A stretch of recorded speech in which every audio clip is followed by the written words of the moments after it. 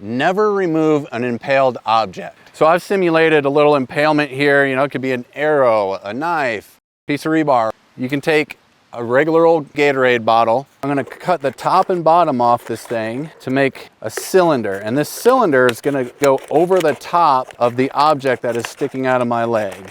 So I've now created with this cylinder a barrier around this impaled object. So I'm just gonna gently start packing around that impaled object, preventing additional movement. And this can be a rag, a t-shirt, a big roll of gauze. So now, as you can see, I've got this rigid cylinder, and then I've filled that void to stabilize that object. If the object's sticking out a little further, you won't be able to do this. You might just have to tape it down, which is totally fine. But in this case, I have the ability to go over this with an elastic wrap. So I'm gonna go ahead and do that to add some stabilization there. This will secure and stabilize that impaled object. So there you have it, handy little way to stabilize an impaled object.